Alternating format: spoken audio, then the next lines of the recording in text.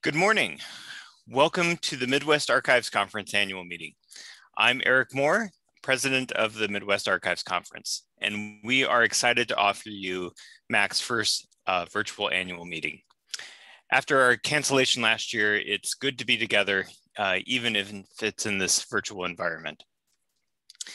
While our ability to enjoy the time of chatting with a colleague and a friend, or even a new acquaintance, is limited in this format, we do have the opportunity to learn from one another. And this year's conference theme, Archivists Respond, will give us that chance to reflect on this past year and to grow from these experiences. But before we begin, I would like to take an opportunity to thank many of our sponsors.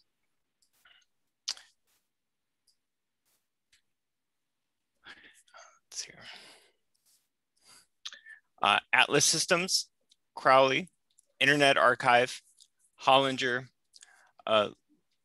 Lucidia, and Northeast Document Conservation Center.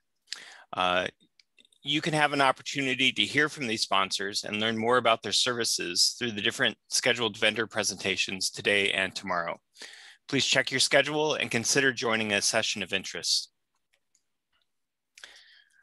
I would also like to take an opportunity to thank the following sponsors for their generosity in providing financial support for the spring 2020 annual meeting in Des Moines, which was ultimately canceled. Carhart Archive, Drake University, Midwest Art Conservation Center, University of Iowa Libraries and Special Collections, University of Northern Iowa Rod Library, and the University of Wisconsin Oshkosh Library. When that meeting was canceled, these sponsors offered their contributions to be applied towards this year's meeting, and their support is sincerely appreciated. So now I would like to introduce Tamar Chute of The Ohio State University. Tamar is our incoming president and will introduce our plenary speaker. Thank you. Well, thank you very much, Eric. And, oh, wait, should I thank the program committee? Or are you thanking the program committee? I'm trying to unshare. I'm sorry. No, you're fine.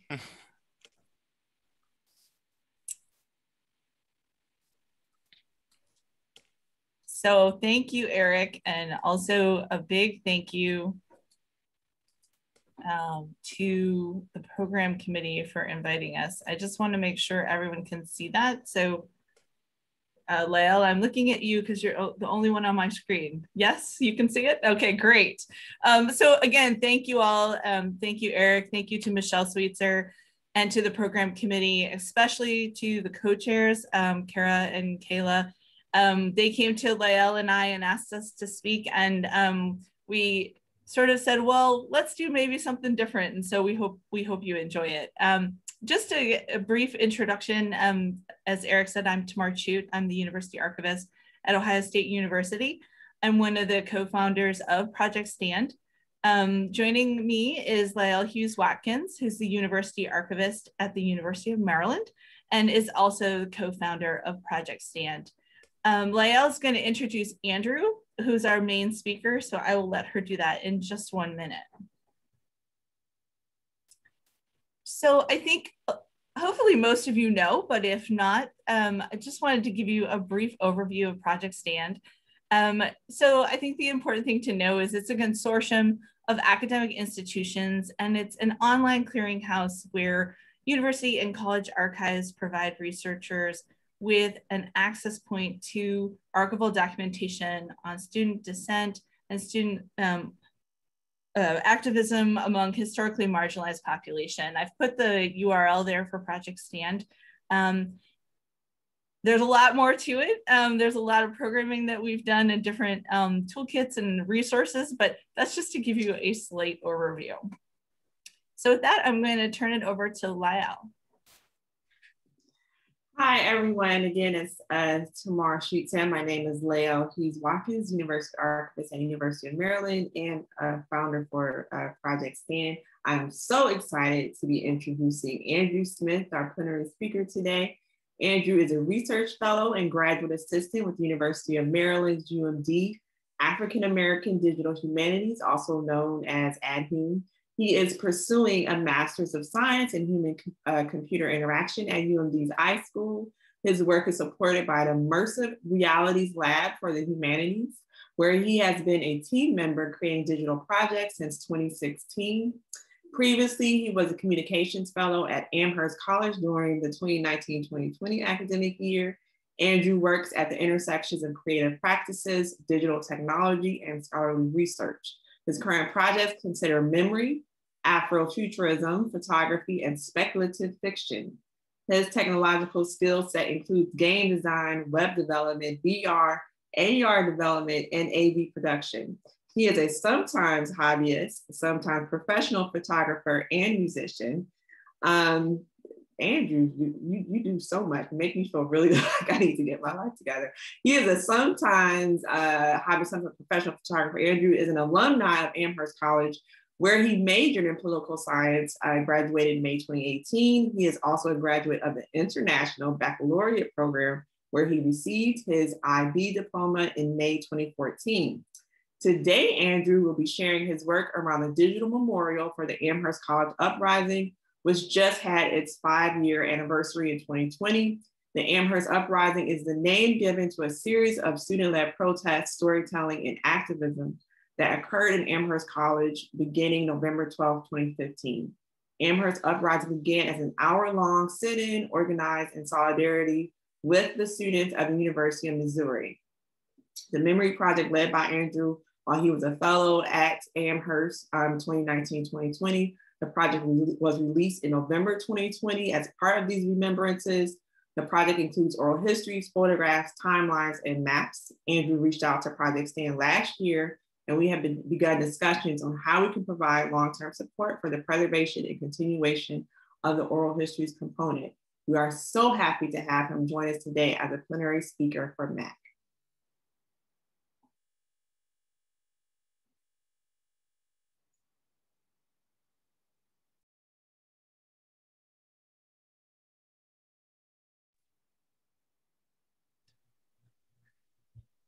Hello, I'm sorry about that. I think I was muted to start. I just want to thank the organizers and the host of MAC for this invitation to come speak with you all today, and to Lae'l and Tamar for that very generous introduction. I'm really grateful, and I'm really excited to share the work that I've been doing for Amherst Uprising. My name is Andrew Smith. I'm a graduate student at the University of Maryland's College Park's iSchool, and I'm going to just get my screen shared for a moment.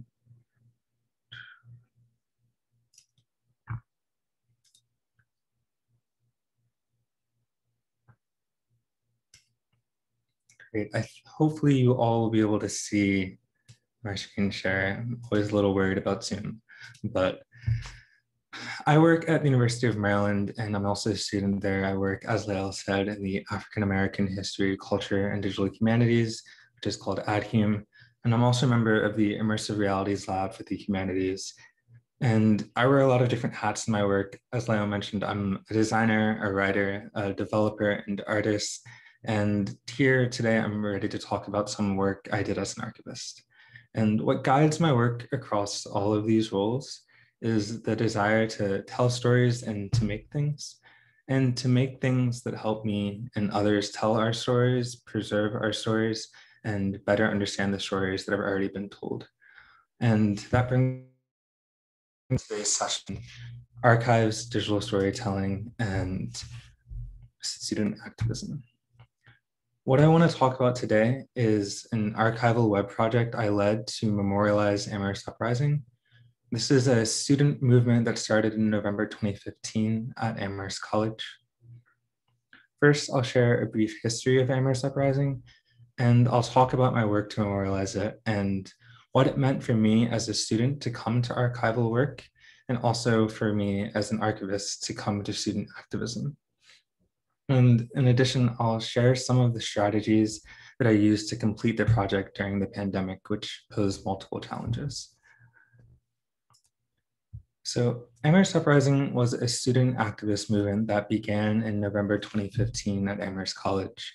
It was organized by 3 Black women, Larada Tefo, Katiana Dandridge, and Sani Takrambude.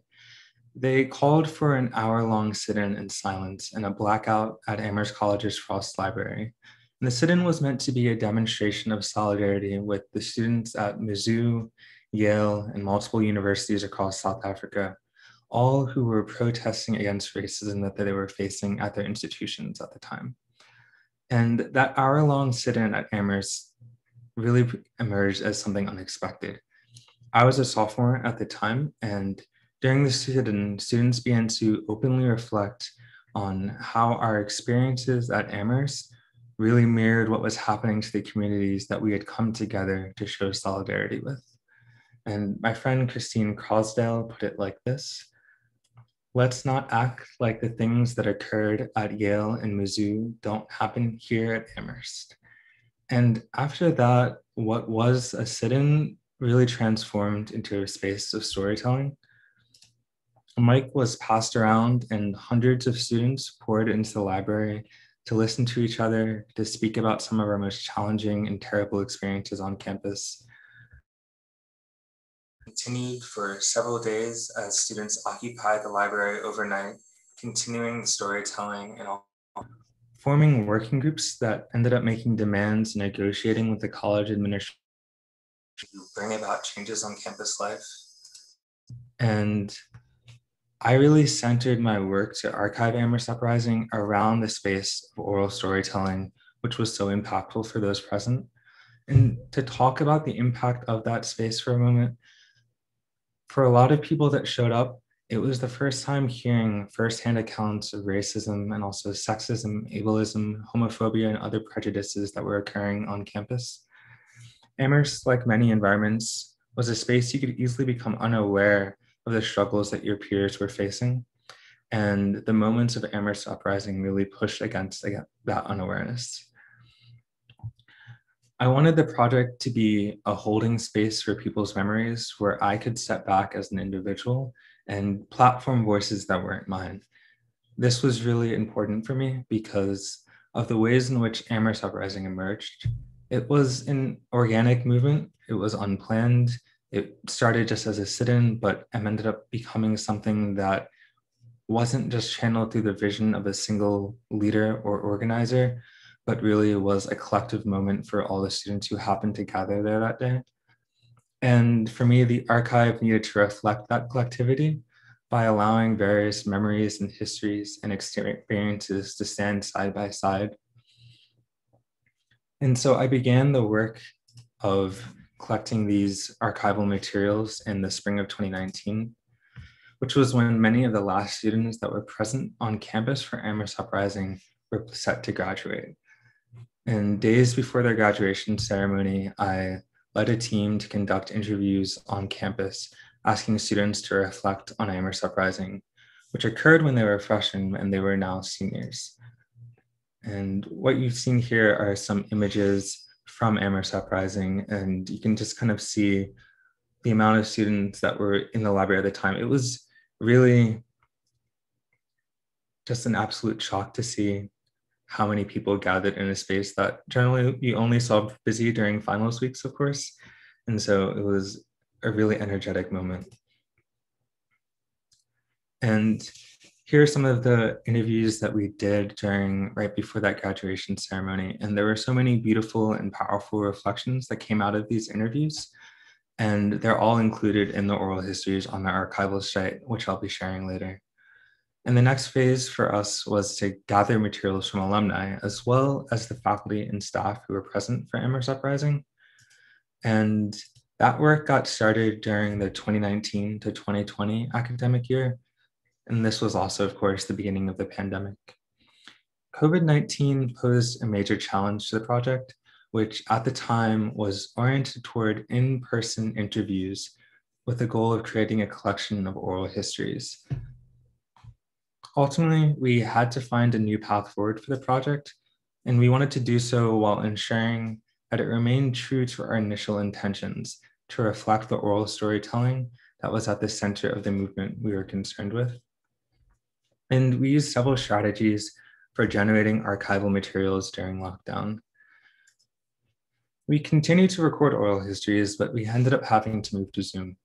Well, this posed several difficulties, of course. unstable internet, bad lighting, poor camera quality or audio quality were all obstacles to reducing the recordings that could actually be used in the project.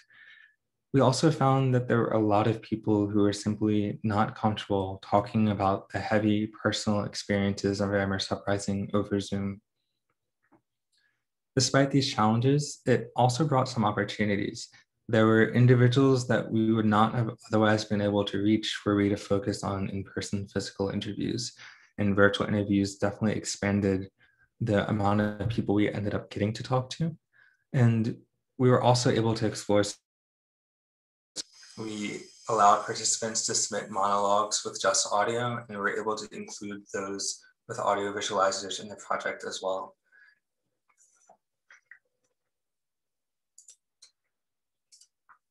The transition to having to work virtually on this project also pushed the team to think about materials beyond oral histories that could be included, and that might be easier to generate in a virtual working environment. And so some of the things that we did were to open a web form that allowed people to submit written reflections to the project, as well as to collect various documents and such as the list of demands and goals that students outlined at the time, as well as statements of support that were released by academic departments, emails from the college president that were responding to the occupation in the library.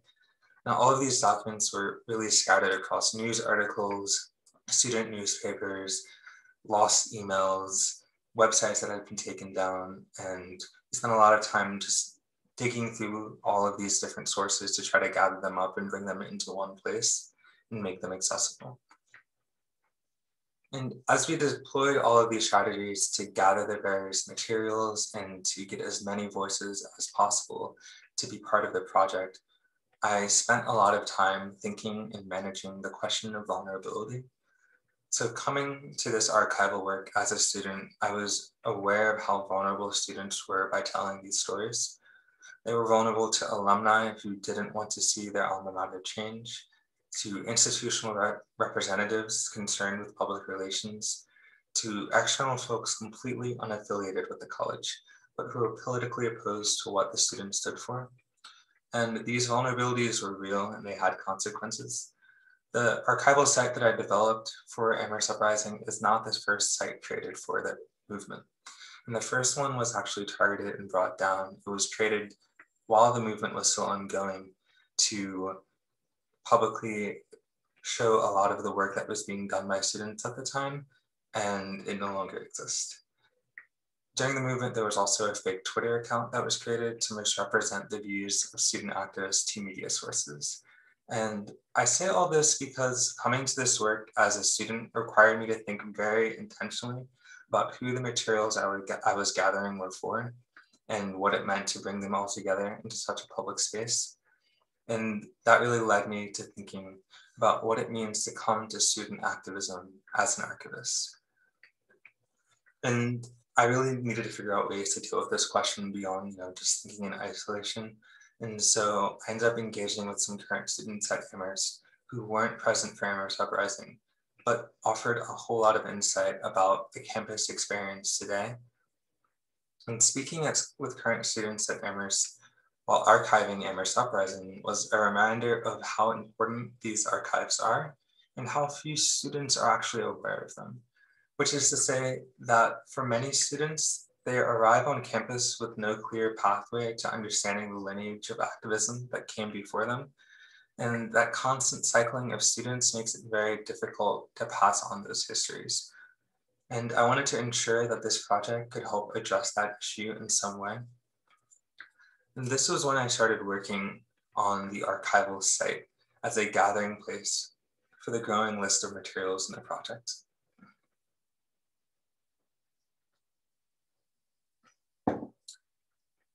Initially, the oral history recordings were meant to be entered into the Amherst archives, where they would be accessible, of course, to students, faculty, and staff on campus.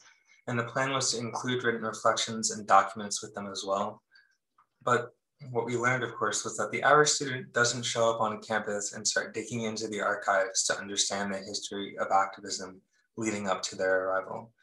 But of course, this was information that they did want to know and that they were yearning for.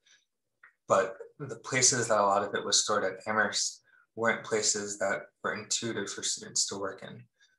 And so I started working on a website that could bring these materials into a space that was more likely to get the attention of current students.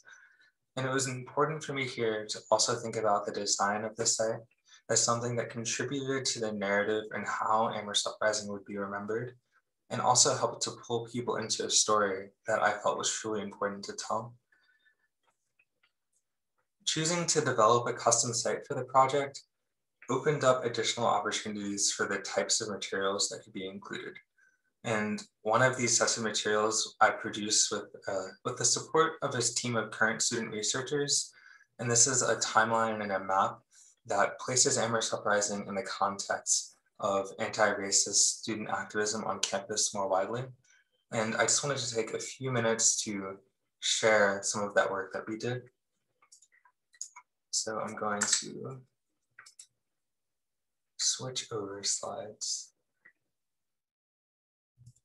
Okay, I hope you all are seeing this. So the students that I was working with were working on research pulling in from student newspapers, the college archives, and elsewhere to identify all these examples of anti-racist activism that have happened on campus since Amherst Uprising's founding. And using the information they gathered, I developed this interactive map, which organizes each historical event by the building or space on campus in which it occurred. So just to take a look at this, you can see the different names as you click on the buildings of where they are. And we place this map on a version of the Amherst campus map that a lot of students during the time of Amherst Uprising would receive upon arrival, to really get students to start thinking differently about what it meant to look at a map of their campus and what these buildings could also start to represent. The students gathered information about all of these various events, and so each one you can dig in and see a little more detail of descriptions and examples from the student newspaper about each event. And alongside this map, we also produced a timeline that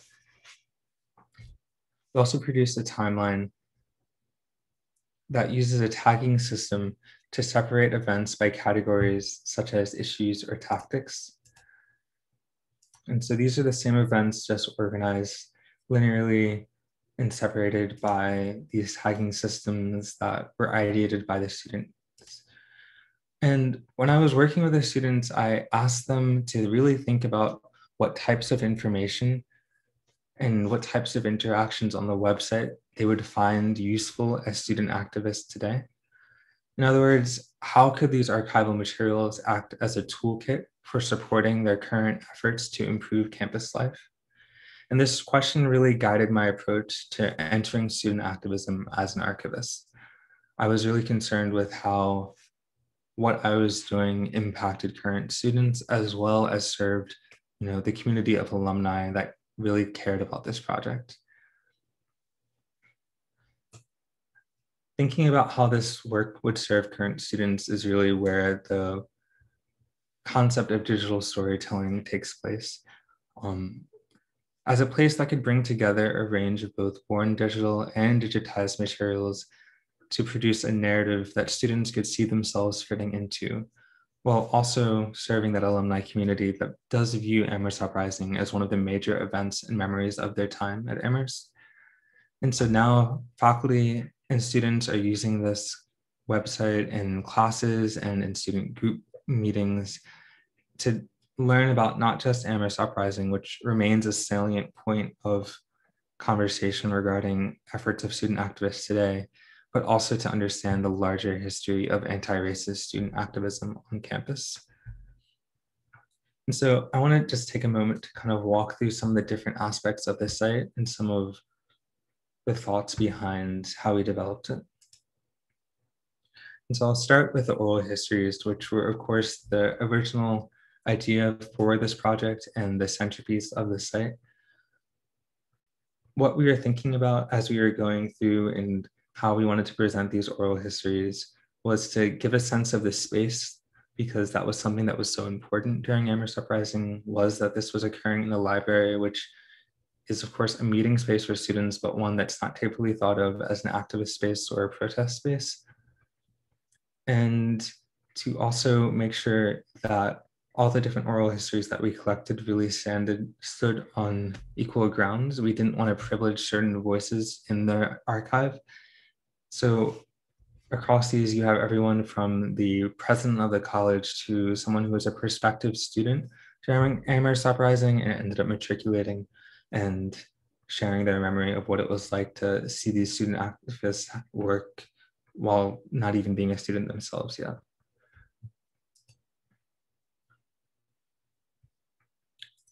The written reflections that we collected, we also, again, we're trying to think about how we could present this in a way that did not privilege certain voices over others and really let all the different memories and experiences of Amherst Uprising stand together. And so for the written reflections, we chose to only show a single written reflection at a time. And each time you visit the site, the order that you'll get them in is randomized.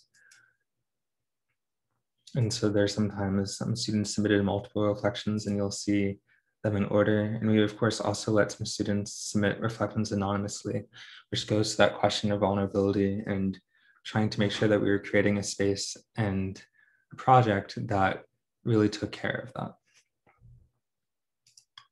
The photographs that we have are largely taken by a student at the time, Kaylin McCone, who shared all of these with the Amherst archives and were able to be included in the site. And they're really powerful. I encourage anyone who's interested in student activism to go through these. It's really amazing, I think, what was happening in this space. The documents that I talked about were, again, how we brought together all of the different sources that reported on Amherst Uprising, both internally and externally, the conversations that were happening, the documents produced by student activists. There was a lot here. Almost every department at Amherst released a letter of solidarity supporting the students that were occupying the library at the time. And there was months of back and forth between the administration, the president, the trustees, and different student groups who were negotiating for different, for changes on campus. And we wanted to make sure that there was a way to hold accountable to what was said during this time, because the students are of course still working and still fighting today. And then I was able to show you all of the map and the timeline previously. And the last bit of the project is this really challenging to think about, because it's not always clear what can be defined as the legacy of a specific movement or student activism. And this was a thing that came about from a lot of conversations with staff and faculty, as well as with students and alumni, to make sense of what they attributed to Amherst Uprising. And the legacy, of course, of all these things is always ongoing, especially when trying to archive and think about the history and memory of an event that's quite recent. And what we are working with in this legacy page is just some examples of things that have come since Amherst Uprising at the college that students really do imagine wouldn't have happened, or at least wouldn't have happened in the ways in which they did if students hadn't gathered in the library over those days. And so with that, I wanted to switch back over and share some final words about all of this work. Projects like these do not get done alone. I was fortunate enough to have many collaborators over the course of the project to help with the interviews, the research, and more. And they helped connect me with a lot of the different people that we interviewed and were able to include their oral histories. And so thank you. All of these people are either alumni or current students at Amherst. And it's funny, one of the things that really struck me,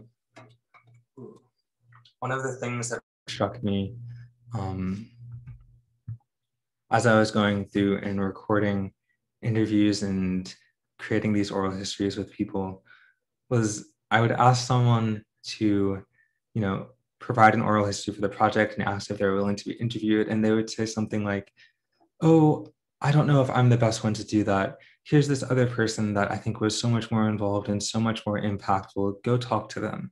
And I would go talk to them and they would say the same thing and recommend me to a third person.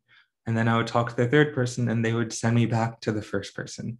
And so it really was a community effort. There's such humility in the work of student activism, and so many students are just imagining each other as the ones that really made all of these things possible, which was made the work of gathering the stories a little bit challenging, but at the same time really rewarding, because everyone wanted to see this get done and there was just so much support. And I wanted to, before I end and we move to the Q&A, I just want to thank again the organizers, and I truly appreciate being able to share this work with all of you today. This last slide is just where you can find both my other work as well as the full project site, which I would love and invite you all to explore and check out. There's so much beautiful information there. A lot of the oral histories from their project I found, to me, applied not just to the history of Amherst Uprising, but really taught us lessons about what it means to be an activist, what it means to be a student, what it means to work in university settings more widely. And so I really do think there's a lot for all of us to learn from the words of the students in the oral histories. And with that, I just want to thank you all.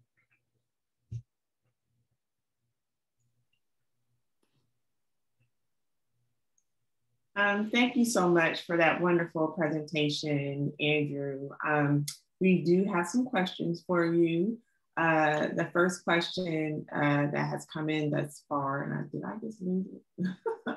Was this website created working with college or library marketing and communications departments? If not, did you receive any pushback or have to manage working outside of the typical brand? Yeah, so that's a big question. So the project was created in multiple stages, working with both independently and with the college. It started as a project that I was doing with Amherst Office of Diversity, Equity, and Inclusion.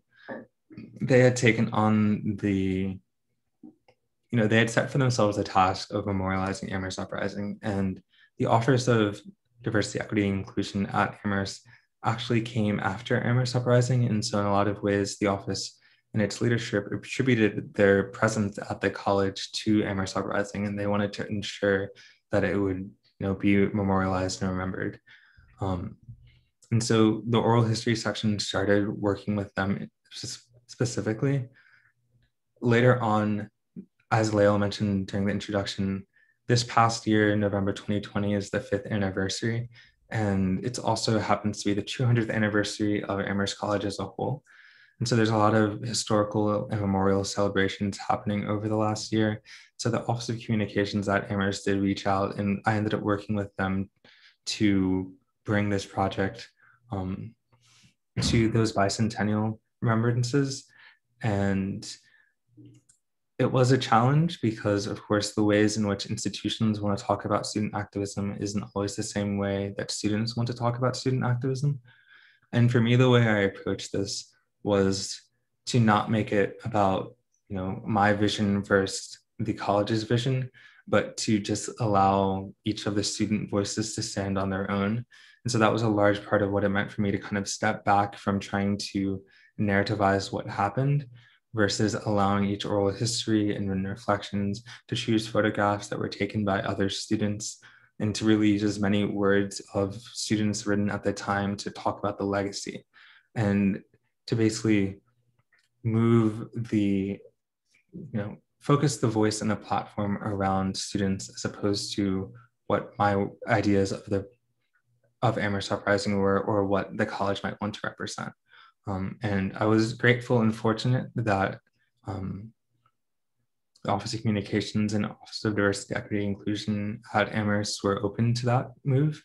And I know, of course, there's lots of student activists and archivists working across institutions that don't get that type of support. And so I was very happy to see that. As a follow-up, we're getting quite a number of questions. So since they were part of that initial support, is there some support that those official entities on campus are continuing to provide in some way or another? So can you say that question again, please, Lae'l? I'm sorry. Some of the official campus departments like DEI and I think you mentioned some of the university archive, I think, played some role in supporting. So are there some relationship that's still there now? So that, yes. And moving forward with this project, one of the things that we've actually, and one of the things we've been talking to you, Lae'l, and Project Stand about is how do you maintain these materials once they're up? Because of course, web archive projects like these don't sustain themselves. And over time, the internet breaks, right? And there's been two approaches to that. And one of them has included working with Amherst College, which is to make sure that all the materials that we've gathered are also included formally as part of the Amherst archives, where there, of course, is a system of maintenance to keep all of those accessible. And then the work that we're doing with Project Stand is to make sure that the website itself can also be sustained long into the future. So there is two sides to the question, both the materials on their own, but also the ways in which they're presented in a specific manner on this site to make them accessible to students in particular ways. You kind of touched on this already, but this has come up a couple of times. Can you talk a little bit more about that relationship with the university archivists? And does the archives have a connection? Well, you just addressed that it does have a connection to the project and the materials on the website. But if you give a little more elaboration about how that partnership with the university archives has initially worked when the project was beginning. So initially, the project, the support that we got from the archives and various offices and departments at Amherst more widely was to help connect with the different people that we wanted to include and that we wanted to make sure we reach out to. And eventually we, of course, did an open call where any alumni, faculty, or staff that were present for Amherst Uprising could submit to be included. And the archives were helpful in making those connections. One of the challenges, though, and I'll say that the archives were not necessarily the public-facing part of the project, because we noticed that there was a lot of hesitancy from students and alumni in particular to engage with a project memorializing student activism if it was led by what was viewed as institutional representatives. And that was where I really was able to do a lot of work of making it clear that this project was meant to be led and come out of alumni and student experiences, as opposed to being defined by the institution, right? And so the type of work that the archives provided was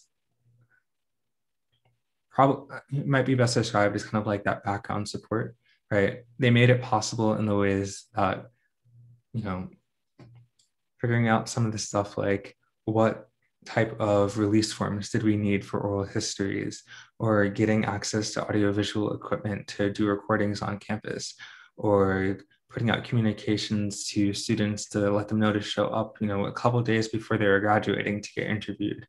The people at the Amherst archives and the library were really helpful in making all of that possible. And the Office of DEI, the Office of Communications were all supporting that as well. But in terms of engaging with students, it was really important for both me and the other alumni and students that I was working with to be at the forefront of that, to make sure that the project was coming out of a conversation between students activists, because that was really what built the relationship of trust that made the stories possible to be told. Wow, thank you, Andrew. That's really powerful, in my opinion, to hear, because that's letting us know the different ways that support can look like coming from the archive side. So this has a lot of parts to this question, so I'll try to break it up. Can you elaborate a bit more on the vulnerabilities that you referenced? Yes. So when I'm thinking about vulnerabilities, for student activists as we tell these stories, I'm thinking largely about the ways in which students end up being easily targeted and don't necessarily have the same defenses that they might, in a post-grad life, right? And so as students, of course, they're vulnerable to all of the types of vulnerabilities that we face on the internet, of course, getting doxxed, receiving threats, etc. But also as students, they're vulnerable to the institution, from faculty, from alumni. At Amherst, we had a lot of professors and faculty who were very supportive of Amherst Uprising. I remember when it was just planned as a sit-in, the class that I was in at the time, my professor actually ended class early and encouraged us to go attend the sit-in. And I know that was true for a number of classes, and classes were canceled for most of the 3 days that that library was occupied. But at the same time, there were a lot of professors who were openly opposed and were working against students to prevent that from happening. And while we had a ton of alumni who called in support of students during the protest, and we had alumni who were ordering food to the library to help our occupation. But at the same time, we also had a lot of alumni calling in saying that the students needed to be arrested or needed to be dragged back to their dorms. And so being a student, you actually, in some ways, have a lot of power on campus, but at the same time, you have very little protection. And there's a lot of work that needed to be done to make sure that the types of stories that were being told were ones that were not going to put students into danger.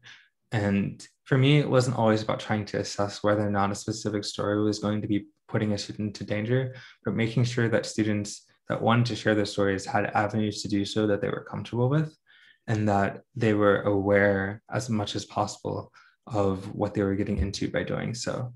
And so for a lot of that was, before every oral history, talking with the person I was interviewing, just, explaining some of my thoughts around this so that, they were aware, talking to them about, afterwards, all the oral histories are edited to some extent, right? None of them are just raw. And so they were able to see what their oral history was before it got released, allowing students to submit anonymous written reflections, and just making sure that there were as many pathways as possible that students could feel like their voices were represented without necessarily, putting themselves in danger or in an uncomfortable position. Thank you. And so you answered some of the other questions that was in this particular attendees, but were there anyone, even with all of those measurements put in, was there anyone who, after they did their oral history, still said, could you please take it out after they heard it? No, actually, all of the oral histories that all the interviews that we did are included in some form. There are, of course, like bits and pieces of all of them that were edited and cut out. And part of that, of course, is also just, when you're in a Zoom conversation, sometimes someone camera flicks off for a moment, or, there's some loud noise in the background. And so that is as much a consequence of having to move to Zoom interviews as it is a question of protecting students. But all the people that we were able to speak to were comfortable, having their oral histories included on the site. It was just a matter of what aspects of it. You touched on this as far as some of the pushback that came from some alumni. Was there any other pushback outside of those calling in saying, students should be dragged out? Was there any other comments or actions? Yes, there was a whole lot. So during Amherst Uprising, and this was part of the work that we tried to document with the project, lots of local news reporters actually showed up on campus, and they I'll say that they produced a narrative of Amherst Uprising that did not reflect a lot of the ways that the actual students viewed what was happening. And that really began to escalate over time, with articles even showing up in larger publications like The Atlantic that reframed the entirety of Amherst Uprising as a question of free speech, which is, a tactic that a lot of student activists have had to deal with, right? And part of archiving their project was, making sure that both the record of its misrepresentation was recorded in relation to what actually happened. And if you listen to a lot of the oral histories, it's something that a lot of the students talked about how what they were experiencing on campus and the conversations that were having during Amherst Uprising were not what was being talked about in the media. And of course, all of those media misrepresentations resulted in lots of pushback to the movement, both on campus, but actually a lot of the faculty and staff, I'll say, were more conscious of what was actually happening, but it did result in a lot of pushback from alumni whose primary source of information about what was happening was, of course, those news reports. So there was, yes, a lot of pushback and a lot of misunderstandings about what was happening and what the students were working towards. Thank you. Were there another question, were there any other similar projects that you drew your inspiration from with respect to design on the site, to how you collected the materials? Yes, definitely. So a couple of different ones. There was actually a project also at Amherst that was working to create a timeline of Black student activism over a specific period, I believe I'm probably gonna get the dates wrong, but I believe in the 80s and 90s. And we drew inspiration from that for our own timeline, which really wanted to expand on the work that were done. That was done for that timeline.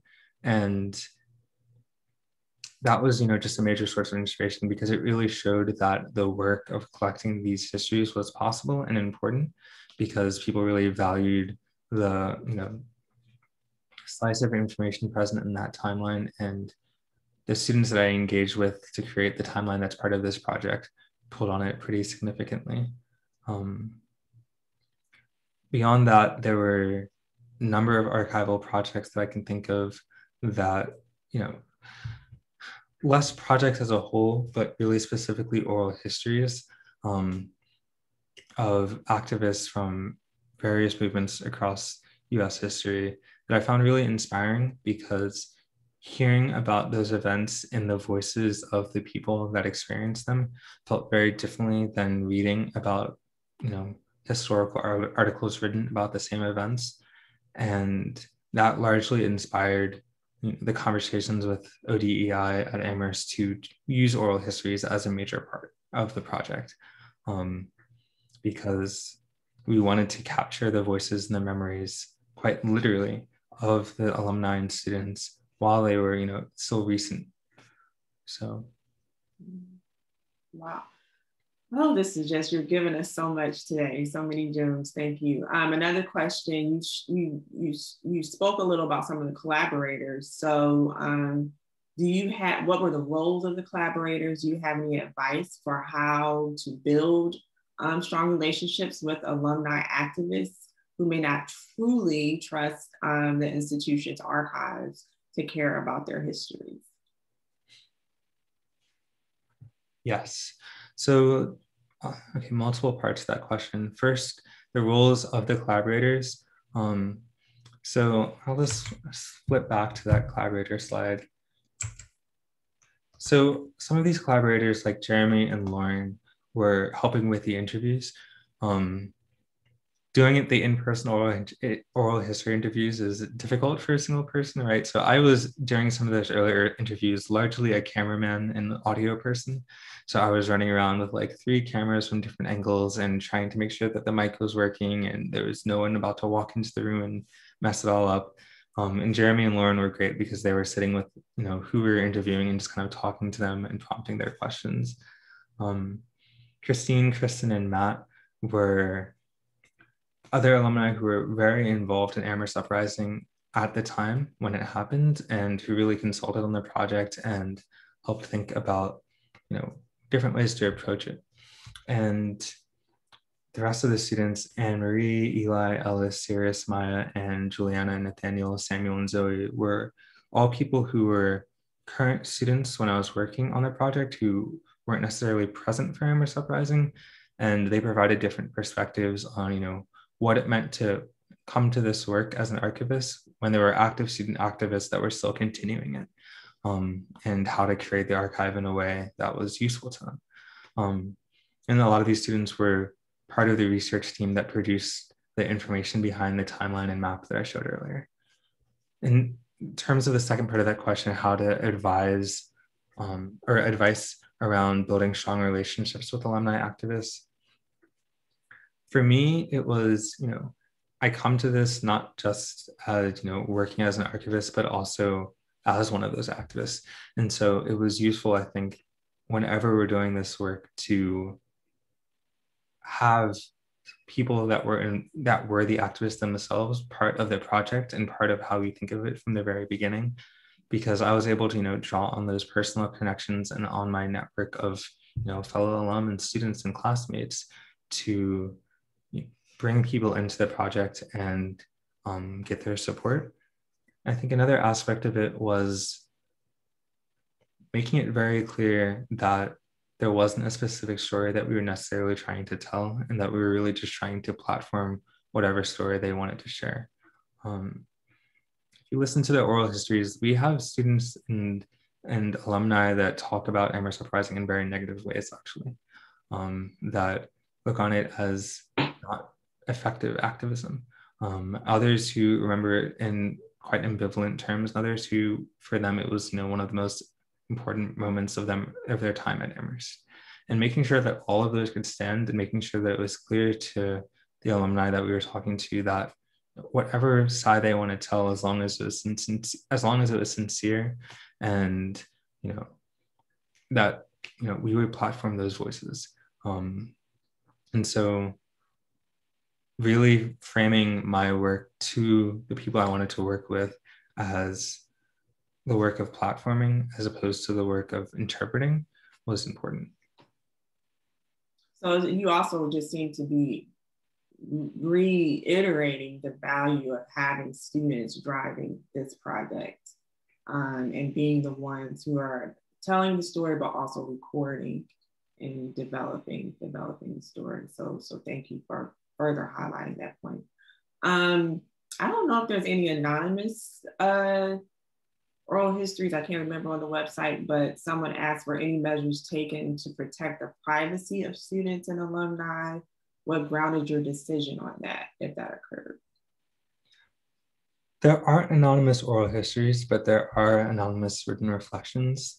And so that was part of the privacy effort, was to make sure that if students wanted to share their voice and memories of it, wanted to share their experience, their history, their memory of Amherst Uprising, but didn't want to be identified, that they could do so in a written way that didn't include their voice, didn't include their face, didn't include their name. So yes. We have about 5 more minutes. What platform did you build the site on? So the site is fully custom coded. So not WordPress, Scalar, or any similar platform. It is just pure code. In terms of applying tags to the content on the site, how did you decide about the topics and subjects to create tags for? That was work I really allowed the students to guide, and I really consulted them. I was a consultant to them in terms of advising different ways to approach it based on my experiences and knowledge, but I really let the current students think about what type of tags were useful for them as current student activists. That was actually how different tactics, so whether or not a protest was a sit-in or a walkout or a march or another type of tactic, was something that they wanted to be able to organize it by, so that they could start thinking about how different forms of activism mapped to different outcomes, and also how different forms of activism were more or less common at different points in Amherst history. And so that tagging feature and the specific tags that were chosen were really guided by current students. So with just a few minutes, I just want to say on behalf of Max, just thank you so much for your phenomenal presentation today. As you can see, you had so many questions. There's still actually a few questions left. It was so thoughtful and powerful and so informative, and just appreciate you taking the time to share these insights with us. And I'm going to pass the mic back to Eric Moore to close us out.